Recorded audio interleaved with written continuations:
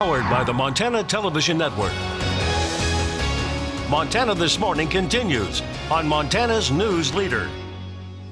This morning, Hurricane Florence is bigger and stronger as it makes its way to a landfall on the Atlantic coast. I'm Laura Podesta. I'll have details on where it's expected to hit hardest and how people are preparing. And back here in the Treasure State, homes are lost in a big brush fire near Clarkston. Coming up, what sheriff's officials are saying about the blaze that roared through that community last night. Good morning to you. It is 6:30 on your Tuesday. I'm Missy O'Malley with Chet Lehman. Matt Elwell will have our forecast in just a moment, but weather is topping the news. Florence has grown to a Category 4 hurricane. It could grow as it takes aim to the southeastern U.S. It's expected to make landfall by Thursday. CBS's Laura Podesta has the latest on how residents, even those inland, are preparing for some forecasters fear could be Hurricane Harvey type event.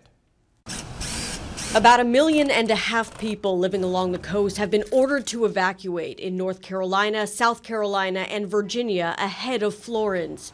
Moving in at a strength that may reach Category 5, it's poised to potentially become one of the most catastrophic hurricanes to hit the eastern seaboard in decades. We got the hurricane and the surge, which may be as high as 10 feet, maybe more, maybe less, we don't know, coming at us from the ocean, and then after that we have water coming down, flooding us. Residents inland are also filling sandbags and preparing for a storm that may stall out and dump days of rain over the entire region. Taping up the windows before throwing boards over them, making sure that the top seals and side seals on the windows are nice and caulked so I don't got to worry about water dripping in through the top. Those trying to heed the advice of officials, telling them to stock up on goods, are oftentimes finding it difficult. Right now we're looking for water. We've been to Walmart and the shelves are clear, and then we stopped at Walgreens, the shelves were clear, and so we decided we'd bypass the water and come to Lowe's and get batteries. Airlines including American and Southwest have started letting passengers change travel plans that take them into the hurricane's path.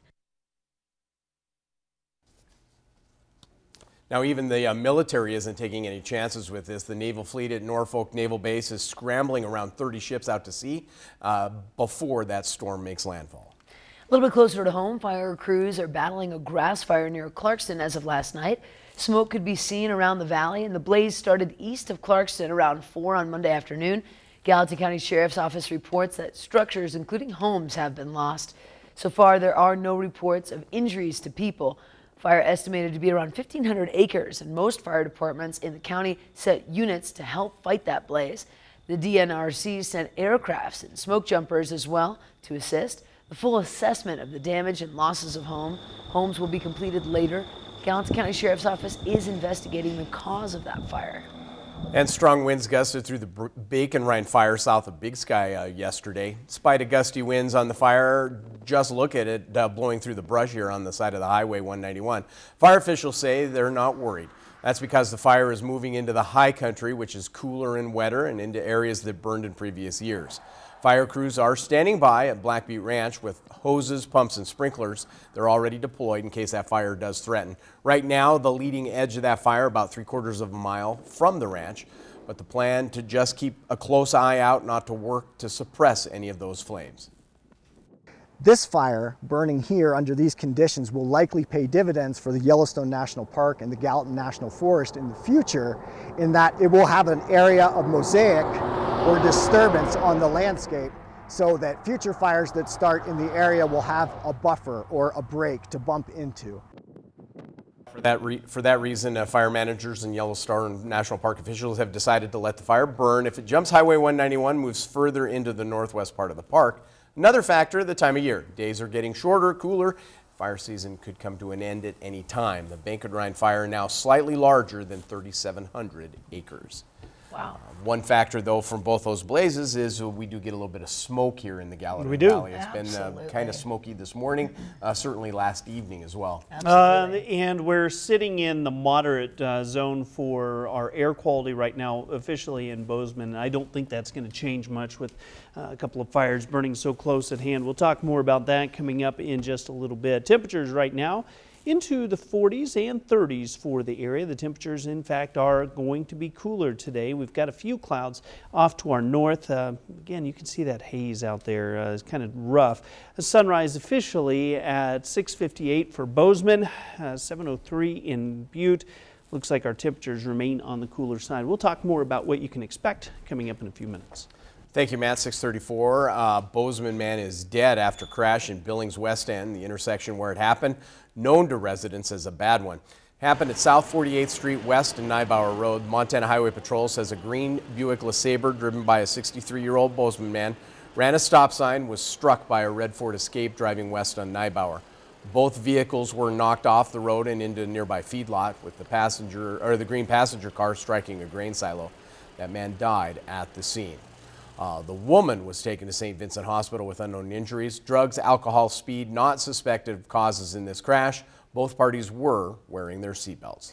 And the sheriff of Madison County is facing multiple charges, including 2 felony accounts. It all stems from a drug case from last summer. MTN's Mallory Peoples shares details about those charges. Court documents outline the charges against Sheriff Roger Thompson. First, a misdemeanor, official misconduct.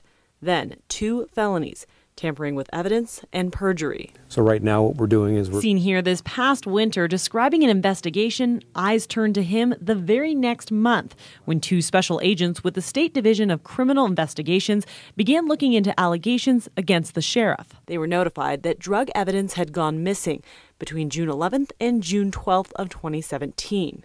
That's when Sheriff Thompson and his team planned a controlled drug buy. It's when an informant is sent in to buy drugs, helping to build a case against a drug dealer. But court documents say the informant himself showed up with drugs, meth, a pipe, and a lighter. All of it was confiscated, and he was still sent in on his mission, where he returned with heroin. However, all of the items were supposed to be filed away as evidence by the sheriff, but court documents say that didn't happen. The controlled buy report never contained the sheriff's notes about the drugs, and when questioned by state investigators, the sheriff said he had no knowledge of the drugs. However, photos were taken of everything and serve as evidence against him. The drugs have still not been found. Reporting for MTN News, I'm Mallory Peebles. The misdemeanor charge of the official misconduct carries a possible maximum $500 fine and 6 months in county jail term. Now, for more on this serious felony charges, Sheriff Thompson could be facing up to 10 years in prison and a $50,000 fine. He is scheduled for his first court hearing in the matter on October 1st at 10 a.m. Well, you could say safety in numbers. The Bozeman Fire Department says the more visible your home address numbers are, the better its response time. Bozeman Fire says address numbers hidden by landscaping or faded by weather are tough to see, especially at night. Makes it tough for firefighters and other first responders to find the location they've been called to. They recommend adhering to these suggestions. Typically they need to be at least 4 inches. The bigger the better, and also we like to see them, displayed horizontally, left to right as you would read it. Sometimes they'll go vertically, which is fine. I mean, I would say at this point we just want to see great signage, but I can't tell you how many times we go. And for those with long driveways, address numbers should be visible from a public road. That just kind of Really good makes sense, tips. for sure. Yep. And that's very true. Yep. Think about that. Yep. You hope you never have to have them, but if you need to, they need to be able to find you They're quickly. circling the neighborhood, they can't find the spot. That's it. Absolutely. Make it Make it easy on them. That's it. That's right.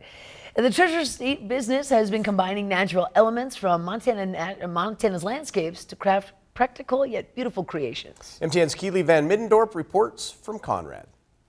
We toyed with a lot of different names, and for lack of better, we thought there's nothing worse than a rusty lathe, so why not call ourselves Rusty Lathe Wood Design? Owner Daniel Escobedo says his passion for wood design and creation started back in January 2016 after he received a small lathe for Christmas. I started with a few cups and bowls, and then I learned that you could make a pen. So I started making pens, and one after the other, I think I got better and better at it. Yeah. Since then, Escobedo has developed his craft into a side business that produces a variety of items made from Montana's natural landscapes. There are many people that are buying gifts, and they want that piece of Montana. And in fact, just this last weekend, we sold some items, a shaving brush that had to be elk, and it had to be from Montana. But the majority of his efforts are still spent helping clients put pen to paper. We do dipping pens, we do fountain pens, we do roller balls, we do ballpoints. Escobedo says he loves making practical items that are beautiful at the same time. People still use pens. There's pen collectors all over the place. There's people that just, love to have them. So that's part of the excitement and the joy in what we do too. Escobedo currently works in law enforcement, but says they want to focus on rusty lathe wood design after he retires. To be able to go to different shows all over the state of Montana and reach out further than what we're doing now. Reporting from Conrad, Keely Van Middendorp, MTN News. Now in Great Falls, you can find rusty lathe wood designs each week at the Great Falls Farmers Market. They also have products on Etsy and, of course, their Facebook page. For more information, you can also visit us online. I know what I'm getting you and Matt for Christmas. Yeah. Yep. Nice. Fancy pens. Nice. Don't say I never got you anything. Oh, we haven't seen them yet. Right.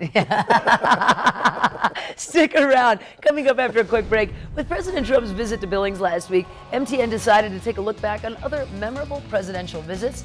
Stay here for that stroll down memory lane. But first, here's Nora O'Donnell with a look at what's coming up on CBS This Morning at 7 o'clock. Good morning. Ahead here on CBS This Morning, Hurricane Florence forces more than 1 million people to evacuate as the massive storm barrels toward the southeast. We'll ask FEMA Administrator Brock Long how the agency is protecting those in the storm's path. And the president of the U.S. Tennis Association joins us in Studio 57 in the wake of the Serena Williams U.S. Open controversy. Katrina Adams will discuss what changes need to be made to the game. We'll see you at 7.